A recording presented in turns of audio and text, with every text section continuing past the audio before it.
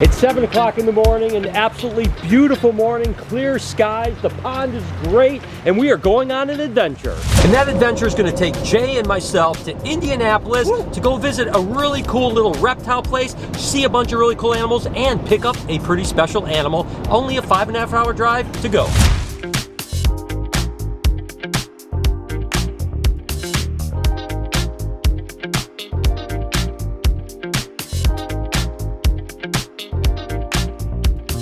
And I'm down here in Columbus, Indiana at Y Reptiles and Exotics, and guess what I have right now? This, of course, is a Citron Tiger, but not just any Citron Tiger. This is actually one of Lucy's babies. That's right, it's one of Lucy's babies. So we're gonna see a bunch of really cool animals here. I definitely suggest if you're in the Indianapolis area, Columbus area, come pay these guys a visit. There's some cool animals here, so let's just go ahead, dig in, and find out what else they have. I love seeing things that I don't have and I've never kept, right? And I've been seeing these guys for 25 years at shows and stuff like that, but this is a Sudan plated lizard. They're just such unique animals. I mean, with the way that they're kind of keeled scales, they're very interesting. A relatively large lizard, and they can be pretty brazen, meaning that they can make for a good display animal. There's no doubt about it. So as we expand the reptarium, I could see maybe actually adding Sudan plated lizards, because I mean, look how absolutely incredible that animal is. I've got a new friend named Rio, of course, the blue and gold macaw. Macaws are really amazing. Again, birds and reptiles are so similar, right? They're related as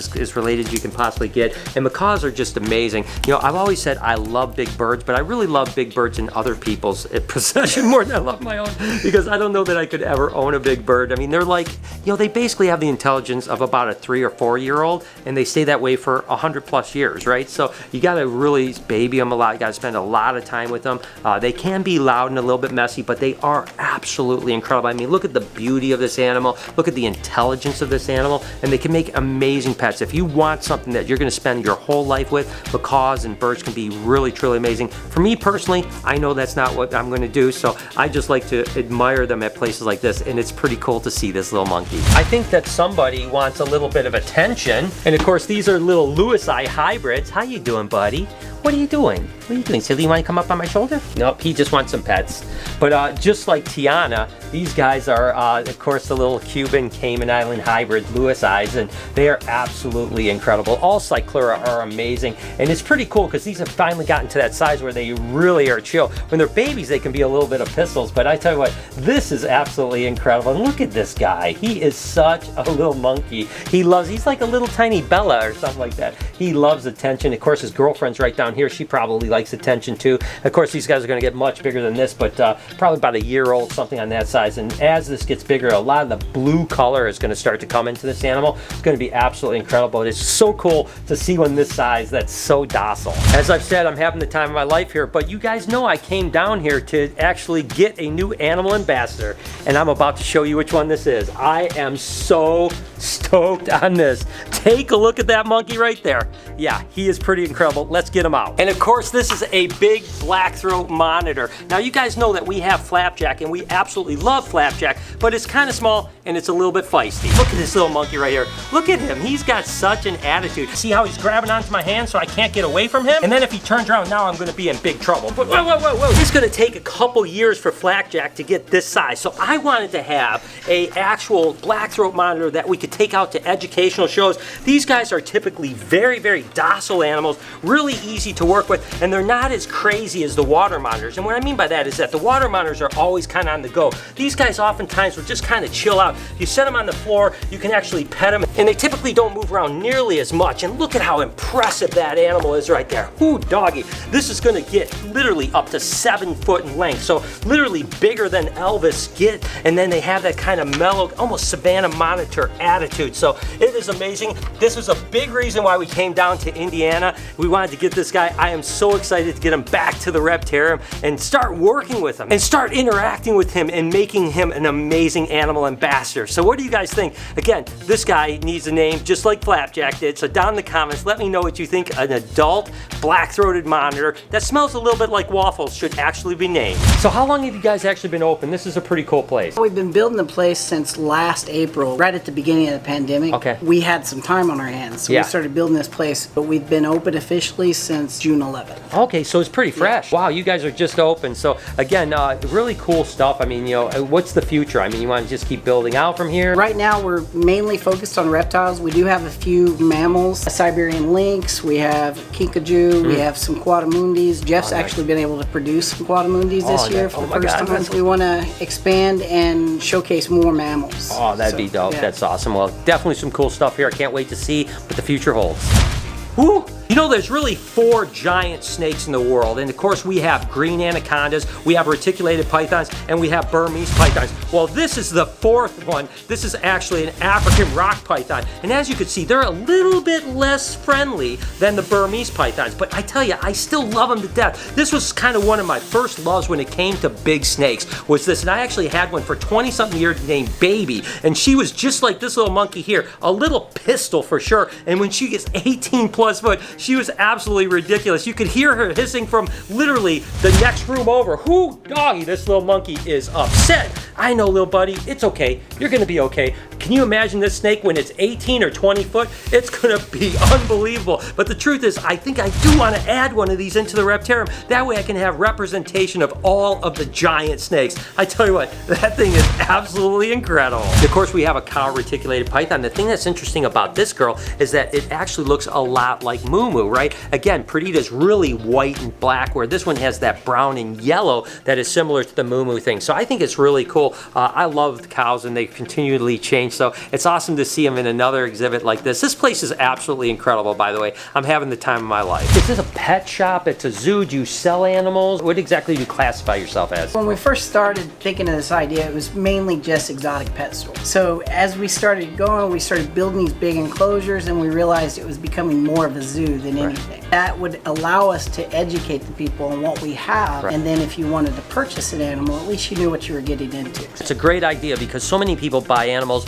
that are cute and cuddly when they're little babies, and then when they get bigger, like, oh my gosh, what am I going to do with this animal? This is a great opportunity for people to see, kind of kick the tires, right? And I love the whole theory. I mean, it's absolutely incredible. Take, for instance, this red tegu. We all know Tamale, the giant tegu that we have. When they're this size, they look so cute and so cuddly, right? If they stayed this size, it would be absolutely amazing, but not everyone has an opportunity to have an enclosure that's going to be big enough for a full-grown tegu, right? So places like this not only show this size, but maybe a giant one, and that way you realize, wow, this is what I'm getting into. Can I handle an animal this size the whole time? Because listen, impulse buying with reptiles can oftentimes mean that it has to be rescued down the road, right? And I gotta be honest with you, these little red tegus, they are absolutely cute, but once again, Tamale is a big, big animal. This is an absolutely gorgeous Euromastics. These guys are the ones from Niger, and they're actually yellow ones, and there's red ones. Obviously, these are the yellow ones, and it's amazing. I mean, they like it really hot. I mean, sometimes up to 140 degrees, but interestingly enough, they really don't drink water, which is kind of weird, right? Because these are desert-dwelling animals. They get all of their hydration from what they eat, and they eat lots of different types of vegetation. They'll also eat, believe it or not, like bird seed, which is really weird for a lizard, right? So I just love them to death, and with all the different localities, from the Nigers to the Malis to the Egyptians, I mean, there's just so many different ones, and each ones are different size, different colors, and I absolutely think they're amazing, but these guys are absolutely beautiful. This is actually what they call a Louisiana pine snake. It's a Pituophis genus, and the interesting thing about these guys, as well as the black pine snakes, is that they actually put them on the endangered species list, basically meaning that you can no longer transport them across state lines. Now, in-state, if you're in Indiana and you breed them, you can sell them to other people in Indiana, but you can't sell them out of Indiana, and that's just because of their threatened status, right? So again, a couple pine snakes just in the last year went on the Endangered Species Act, and the Louisiana pine is one of them. So it's kind of cool to see them, because you don't see them around hardly ever, and I don't know anyone in Michigan that has Louisiana pine, so it's pretty cool to be down here and actually be able to interact with one. So you work with a lot of mammals too. You just produced some Coatimundi, which is awesome, but you've worked with other mammals as well, right? That is correct. At our house, we've had mountain lions. We have the Siberian lynx that we still have, that's actually on loan to another zoo, but we do have Coatimundi that we've actually bred this year for the first time, and we do happen to have a lemur that we have rescued that we're trying What kind of lemur? Ringed or? We have a ringtail lemur ringtail, yep. that we've actually got, and the gentleman who actually purchased it, for some reason, has a second one now that he wants to get rid of, so we'll probably have to rescue it too, but we're trying to build something off-site out of the city now that's going to actually be a much larger. I've got 20 acres now down south, nice. So that's what we're working on next, is to actually go into a lot larger exhibits and make it more lifelike. Oh my gosh, take a look at this Guyana red-tailed boa. This is a really big one because the Guianas typically don't get really super large, but look at just the color of that tail right there.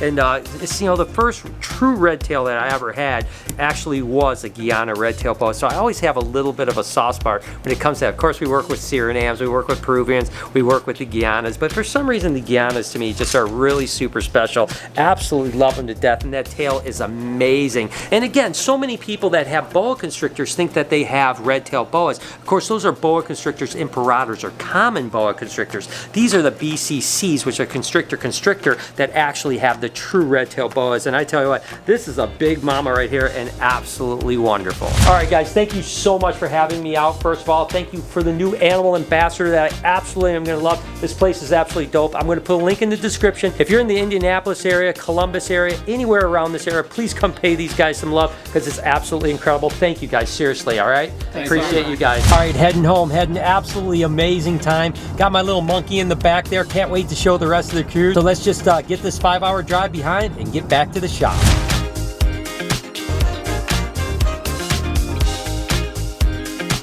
All right, guys, you ready? Oh, meet our newest ambassador. Woo, doggy. Wow.